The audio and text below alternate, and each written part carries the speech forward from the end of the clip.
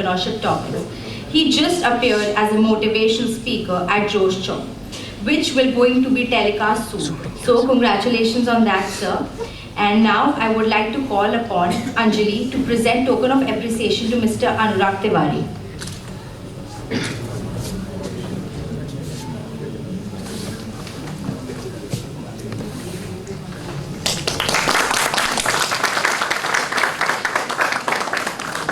Thank you. Sir, we would like you to enlighten us with your warm words.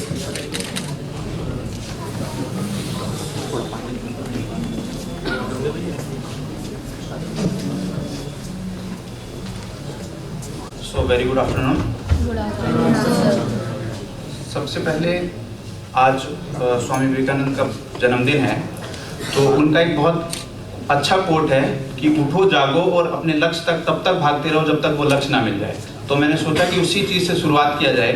उनका जन्मदिन है, एक उनको हम लोग श्रद्धांजलि भी अर्पित कर लेंगे और एक उनका कोट है जिससे हम मोटिवेट भी हो पाएंगे। क्लियर है? तो सबसे पहले मैं एक एक्टिविटी से पूरा सेशन स्टार्ट करना चाहूँगा। मैं किसी भी एक कोई भी स्टूडेंट अगर स्टेज पे आना चाहे तो मैं एक बुलाना चाहूँगा, कोई भी रेंडमली कोई भी आना चाहे तो मैं एक कुछ एक्टिविटी करना चाहूँगा। एनीवन, कोई भी आ जाइए, कोई बोलने वाला एक्टिविटी नहीं है, नॉर्मल एक एक्टिविटी है। आ जाइए, कोई भी आ जाइए। अरे आप लोग जर्नलिज्म के स्टूडेंट है, इतना शर्माएंगे तो कैसे काम चलेगा?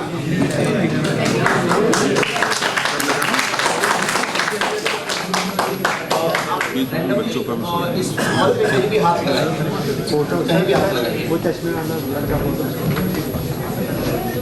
ठीक है, ठीक है, ओके, थैंक यू। एक और कोई आएगा?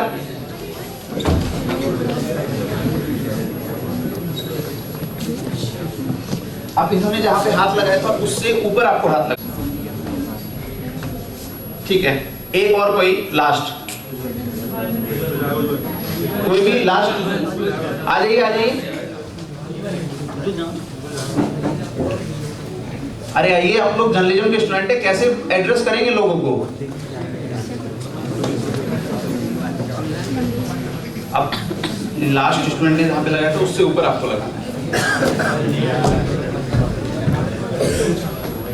Okay, thank you. देखिए, इस पूरे एक्टिविटी से क्या निकल के आता है। सबसे पहले जो स्टूडेंट आए थे उन्होंने रैंडमली कहीं भी हाथ लगाया, उनके पास कोई टारगेट नहीं था तो उन्होंने रैंडमली कहीं भी हाथ लगाया। नेक्स्ट वाले को मैंने बोला था कि आपके पास ये टारगेट है, इससे ऊपर जाना है, तो उन्होंने उससे ऊपर लगाया। इस तरीके से इस पूरी एक्टिविटी से हम लोग क्या समझ सकते हैं कि लाइफ में हमारे पास एक बहुत अच्छा टारगेट होना चाहिए और उस टारगेट के बेस पे ही हम लोग आगे जा सकते हैं। तो इस एक्टिविटी से क्लियर ये चीज है कि आप लोग अभी किसी भी सेमेस्टर में हैं, चाहे फर्स्ट ईयर में, सेकंड ईयर, थर्ड ईयर, लेकिन लाइफ का आपके पास एक टारगेट होना चाहिए। उसके बिना होता है ना कि रैंडमली आप कुछ भी कर रहे हैं। जैसे फर्स्ट जो स्टूडेंट आए थे उनको पता नहीं था कि मुझे क्या करना है, उन्होंने कुछ भी किया, लेकिन उसके बाद जो स्टूडेंट आए उन्होंने टारगेट के हिसाब से उससे अच्छा परफॉर्म किया। तो आज ही आप अपना टारगेट सेट करें और उसके बाद ही चीजें स्टार्ट करें। ठीक है? आप लोगों में से कितने ऐसे हैं स्टूडेंट जो कुछ स्टार्टअप करना चाहते हैं? कोई स्टार्टअप माइंड में कुछ भी है आपके? एनीवन? लेकिन एक चीज मैं फिर बताना चाहूंगा कि जर्नलिज्म स्टूडेंट होने के नाते आप लोगों के पास इतना बड़ा स्कोप है आज की डेट में मार्केट में, जितना किसी भी सेक्टर में नहीं है। आप अगर उंगलियों पे गिने कि जर्नलिज्म या मीडिया टेक की कितनी कंपनियां हैं, तो आपको 3 कंपनियां मिलेंगी। आप देखेंगे इन शॉर्ट्स, उसके अलावा एक और जो डेली हंट है, और एक न्यूज जो मुंबई बेस्ड कंपनी है। इसके अलावा अगर आप लोग एक भी कोई स्टार्टअप का नाम बता दें मीडिया टेक में, तो कोई स्टार्टअप हो ही नहीं सकता है। इसका मतलब है कि अगर कंपनियां कम हैं तो आपके पास स्कोप बहुत ज्यादा है। एक राउटर का एक डेटा अभी रिसेंटली आया था कि चाहे आप रूरल इंडिया की बात करें, अर्बन इंडिया की बात करें, डेली 80% लोग डेटा कंज्यूम करते हैं। डेटा कंज्यूम करते हैं, इसका मतलब डिमांड है, आपकी न्यूज की डिमांड है, आपके कंटेंट की डिमांड है। अब केवल 3 स्टार्टअप क्या पूरे इंडिया के 135 करोड़ लोगों को कवर कर सकते हैं? पॉसिबल है? नहीं है। तो इसका मतलब है कि बहुत ह्यूज आपके पास स्कोप है, लेकिन उस स्कोप का यूज कब कर पाएंगे? YouTube चैनल और एक वेबसाइट बना के, मीडिया पोर्टल बना के आप उस चीज को कवर नहीं कर सकते हैं। आप अगर किसी भी चीज में इनोवेशन करना चाहते हैं तो आपके पास क्या होना चाहिए, एक टेक्नोलॉजी का एक पूरा आपके पास बैकअप होना चाहिए। आप कभी भी कोई चीज में रिवोल्यूशन आप देखेंगे, अगर आप स्टार्टअप सेगमेंट में रिवोल्यूशन देखेंगे तो कभी भी टेक्नोलॉजी ने रिवोल्यूशन लेके आया है। आप राइड हेलिंग कंपनीज देखें, आप उसके बाद में फूड कंपनीज देखें, कोई भी कंपनी देखें, हमेशा थोड़ा एनालिसिस करेंगे उतने ज्यादा आइडियाज मिलेंगे। आज के समय में क्या हो गया है, एक हम लोग 80s की बात करें, 80s 90s की बात करें तो लोगों के पास डेटा बहुत कम था। डेटा इन द सेंस कि इंफॉर्मेशन बहुत कम था। इंफॉर्मेशन कहाँ से आप ले सकते थे, 80s की बात कर रहा हूँ मैं। इंफॉर्मेशन लेने के सोर्सेज बहुत लिमिटेड थे, न्यूज़पेपर, मैगजीन, किसी से बात कर लिया, दैट्स इट। उसके अलावा कोई इंफॉर्मेशन का सोर्स नहीं था। आज के समय में हम लोगों के पास इतना ज्यादा इंफॉर्मेशन है कि उस इंफॉर्मेशन को हम लोग फिल्टर ही नहीं कर पाते। रोज आप लोग सोशल मीडिया चलाते हैं, रोज आप लोग गूगल पे कुछ सर्च करते हैं, रोज आप लोग यूट्यूब पे देखते हैं, लेकिन क्या उन डेटा के ऊपर आपने कभी सोचा है, जो भी आप इंफॉर्मेशन गेन कर रहे हैं, कि उस इंफॉर्मेशन का मैं क्या यूज करूं? हो ही नहीं पाता है। मैं भी अपने अगर पूरे दिन की बात करूं तो बहुत सारा डेटा कंज्यूम करता हूं, बहुत सारी इंफॉर्मेशन गेन करता हूं, लेकिन उन इंफॉर्मेशन पे सोचने का टाइम नहीं है किसी के पास। ये सबसे बड़ा ड्रॉबैक है आज के टाइम में। हो सकता है कि टेक्नोलॉजी का बहुत फायदा मिल रहा हो, लेकिन हमें सोचना पड़ेगा कि जो डेटा हम लोग ले रहे हैं उस पर कुछ सोच कर सकते हैं। टीचर्स का यहाँ पे आना, बच्चों का यहाँ पे आना, वो दोनों चीजें खत्म हो सकती है। अगर बच्चा वहाँ पे अपने होम टाउन में रह के नहीं पढ़ सकता क्या, ये 2017-18 की बात मैं बता रहा हूँ। तब हम लोगों ने प्लान किया कि क्यों ना एक ऐसा प्लेटफॉर्म बनाया जाए जहाँ पे बच्चे आए उस प्लेटफॉर्म पे, और जो इंडिया के टॉप टीचर्स हैं वो उनको गाइड करें, उनको पढ़ाएं, जो भी चीजें उनको पढ़नी है वो पढ़ा सकते हैं। मैं बताता हूं कि 16-17 में जब हम लोग इस आइडिया पे धीरे धीरे काम कर रहे थे, उस समय नेट बहुत ज्यादा स्पीड नहीं थी। जियो रिसेंटली लॉन्च हुआ था, लोगों के पास जियो का इतना एक्सेस नहीं था, बहुत कम, गांव में तो बिल्कुल नहीं। तो आप इंफॉर्मेशन बहुत ज्यादा ले नहीं पाते थे, स्टार्टअप के सेमिनार नहीं होते थे, तो आप कहाँ से इंफॉर्मेशन ले। मैं गया, जब मैंने लोगों से बात किया उस समय लोगों ने क्या बोला, बहुत बहुत इंपॉर्टेंट चीज है, और मुझे लग रहा है कि वही चीज ऐसी थी जिसने मुझे मोटिवेट किया वो काम करने के लिए। लोगों ने बोला कि हमें रोटी, कपड़ा और मकान नहीं चाहिए, हमें एक अच्छी शिक्षा चाहिए, और उस अच्छी शिक्षा के लिए हम अपना खेत और जमीन भी बेच सकते हैं। कितनी बड़ी बात है, आप सोचिए कि लोग मेरे सामने बोल रहे हैं कि आप अगर अच्छी शिक्षा के लिए कुछ कर सकते हैं तो हम पैसे देने के लिए तैयार हैं। मतलब मैटर ही नहीं करता कि वो पैसे कहाँ से लेके आएंगे, वो पैसे, और होता है अगर यूपी, बिहार और नॉर्थ इंडिया के आप गाँव में जाएंगे तो लोग खेत बेच के बच्चों को पढ़ाते हैं। तो ऐसी बात अगर आप सुनते हैं तो डेफिनेटली आपको लगेगा कि कुछ ना कुछ नया किया जाए, कुछ ना कुछ इनोवेशन किया जाए। वही समय था कि हम लोगों ने प्लान, ऐसा कुछ हम लोग प्लान नहीं कर रहे हैं, और हम एक नई कंपनी के साथ और एक नए प्लेटफॉर्म के साथ जाना नहीं चाहेंगे। अब सोचिए कि ऐसा भी हो सकता था कि तब वो प्लान ड्रॉप कर दिया जाए, क्योंकि 90% अगर टीचर आपको मना कर रहे हैं तो डेफिनेटली आप डिमोटिवेट होंगे। लेकिन हम लोग हार नहीं माने, और जो 10% टीचर्स हमारे साथ जुड़े थे उनके साथ इतने अच्छी तरीके से हम लोगों ने कोऑर्डिनेट किया और बच्चों को इतनी अच्छी सर्विस दी कि अगले 6 महीने में जिन टीचर्स ने हमें मना किया था वो खुद फोन करके हमारे पास आए। उन्होंने खुद फोन किया, और फोन भी मैंने ही रिसीव किया। उन्होंने बोला कि अरे आप बड़ा अच्छा काम कर रहे हैं, हम लोग भी आपके प्लेटफॉर्म पे आना चाहते हैं। तो विद इन 6 मंथ हम लोग इंडिया की एक पहली कंपनी थे जिसने अपने साथ भारत के टॉप 150 से 200 टीचर्स को कनेक्ट किया, और 200 टीचर्स को अपने प्लेटफॉर्म पे लेके आए हम लोग। ये हमारा पहला अचीवमेंट था, और ये मुझे लगता है कि एक ऐसा अचीवमेंट था जो हम लोग हर जगह बताते हैं। मैं पर्सनली कहीं भी जाता हूं तो ये अचीवमेंट जरूर बताता हूं, क्योंकि वो पहला एक मोटिवेशन था आपके लिए कि जिन टीचर्स ने आपको मना किया था, जो बड़े टीचर्स थे, बड़े ब्रांड्स थे, वो आपके पास वापस आए। ये तो था पहला अचीवमेंट। अब मैं पीछे थोड़ा और बैक में जाता हूं और बताता हूं कि जब आप स्टार्टअप करना चाहें तो आप ये मत समझिए कि सब आपको सपोर्ट करेंगे। आज के समय में क्या होता है कि 3 लोग हैं जो आपके एनिमी हैं, जो आपको स्टार्टअप नहीं करने देंगे। कौन कौन लोग हैं? पहले आपके मम्मी पापा स्टार्टअप नहीं करने देंगे।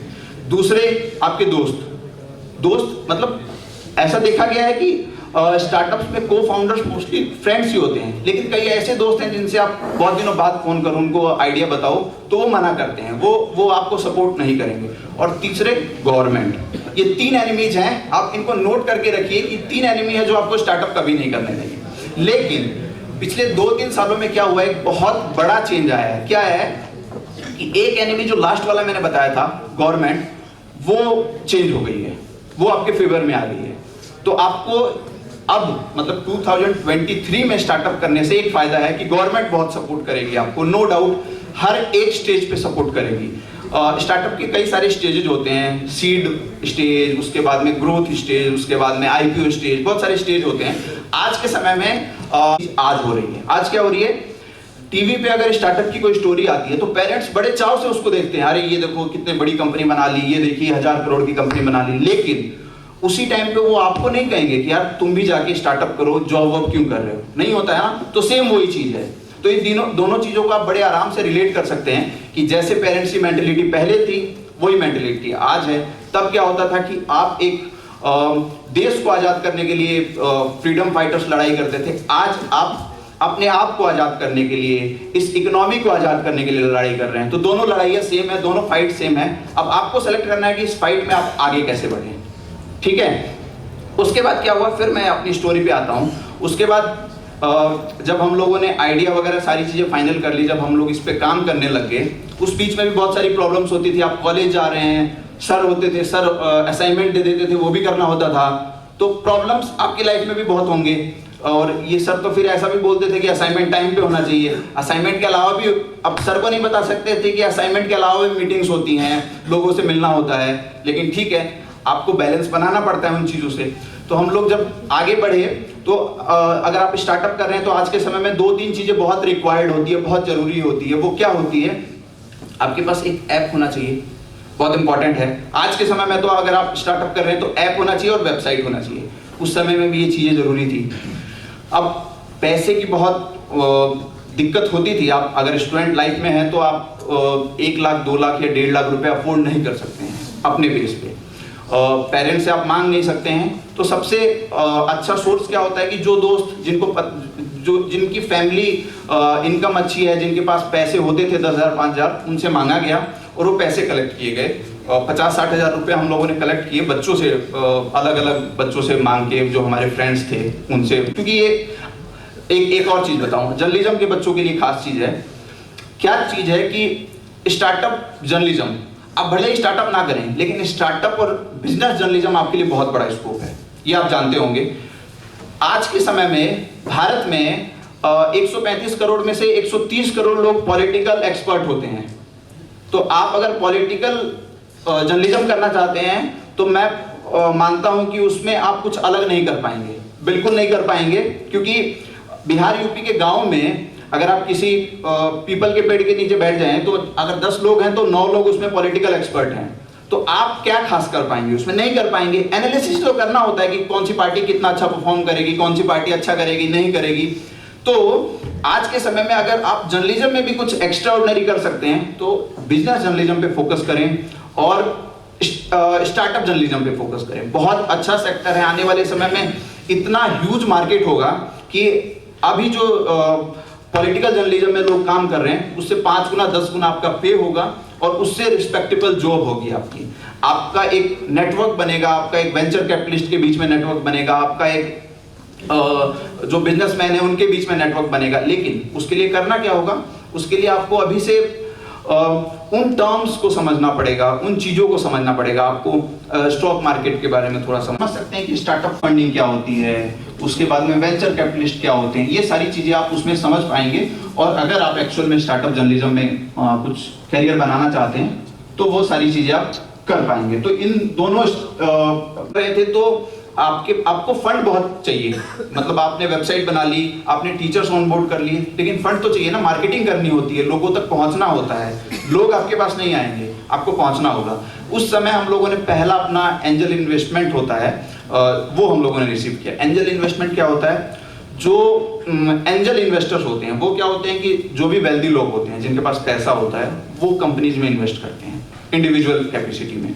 मान लीजिए कि किसी की बड़ी कंपनी है और वो 1 करोड़ 2 करोड़ 50 लाख रुपए पर्सनल कैपेसिटी में इन्वेस्ट करता है, उसको एंजल इन्वेस्टर बोलते हैं।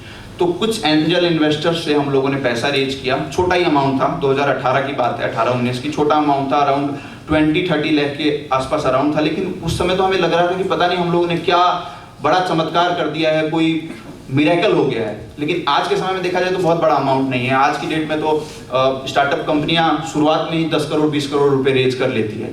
तो लेकिन वो बहुत हेल्प किया हमें वो अमाउंट, और उससे हम लोगों ने मार्केटिंग स्टार्ट किया अपना, और ज़्यादा से ज़्यादा बच्चों तक पहुँचे। विद इन 1 साल में हम लोग 10,000 बच्चों तक पहुँचने वाली पहली कंपनी बन गए थे। और 10,000 बच्चों तक हमारा फोकस क्या था, मैं फोकस बताता हूँ। 2018 में भी आपने नाम सुना होगा कंपनियों का, बायजूस सुना है सबने, वेदांतु।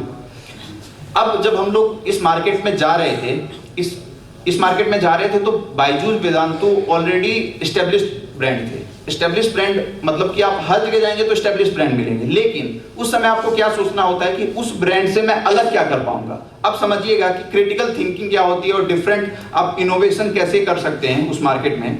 बायजूस बहुत बड़ा प्लेटफॉर्म था, वेदांतु बहुत बड़ा प्लेटफॉर्म था, लेकिन ड्रॉबैक क्या था, ये दोनों कंपनियां अर्बन जो क्राउड है उसको फोकस कर रहा था। अर्बन क्राउड जो एलीट क्लास है, जो जिनकी मंथली इनकम, फैमिली की मंथली इनकम 1 लाख 2 लाख रुपए है, उनको फोकस कर रहा था। गाँव में, छोटे शहरों में उनका कोई फोकस नहीं था। हम लोगों ने क्या प्लान किया कि हमें दिल्ली, मुंबई, बेंगलोर, कोलकाता, चेन्नई का एक भी बच्चा नहीं चाहिए, हमें फोकस ही नहीं करना इन चीज़ों पे। हमने फोकस किया कि हमें 100% रूरल एडटेक बनाना है, और हम लोगों ने पहला रूरल एडटेक बनाया जो केवल गांव के बच्चों पे फोकस कर रही थी। गांव के बच्चों पे जो डिस्ट्रिक्ट हेडक्वार्टर में रहते हैं, जो छोटे गांव में रहते हैं, उन बच्चों पे फोकस किया। क्यों? क्योंकि उन बच्चों को अच्छी एजुकेशन की ज़्यादा जरूरत थी। अगर कोई बच्चा दिल्ली में रह रहा है, आप बात समझिए, अगर गांव में आप कोई भी स्टार्टअप करना चाहो, आपको रिस्पेक्ट बहुत मिलेगा। दिल्ली मुंबई में रिस्पेक्ट नहीं मिलने वाला। क्यों? क्या रीजन है? उनके पास ऑप्शंस बहुत हैं। आपने कभी ओला से ट्रेवल किया है या रैपिडो से ट्रेवल किया है? क्या आप कभी ऐसे बोलते हैं ड्राइवर जो भी होता है कि आपने मेरी जिंदगी बदल दी, बहुत अच्छा? नहीं बोलते ना।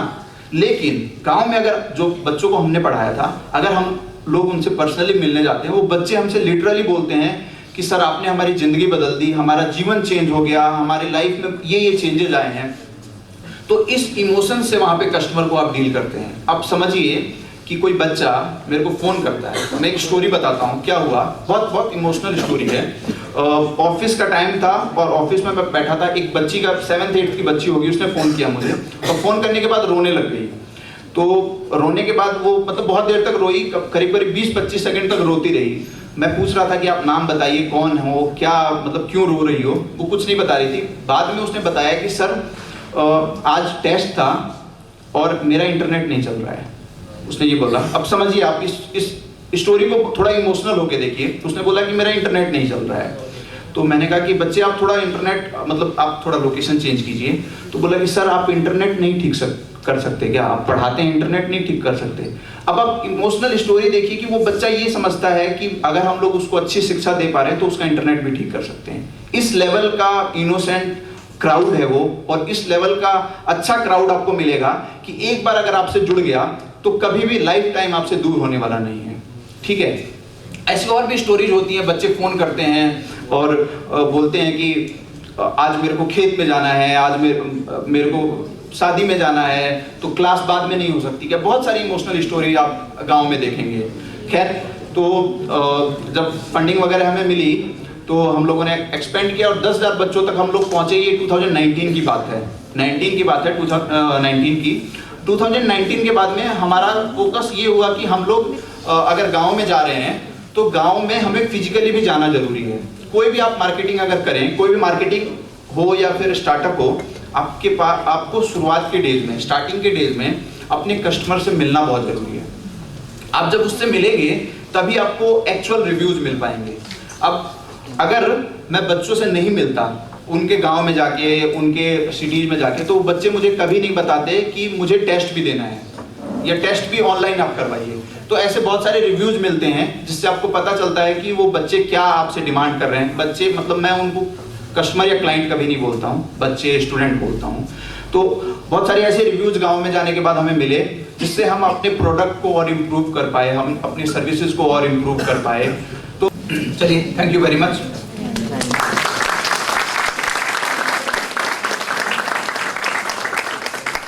For your words of wisdom, we would like to thank you on behalf of GIMS Basankunj for such an informative session, and we really look forward to see you again in our campus someday. So with this, we come to the end of the event. Thank you everyone for attending.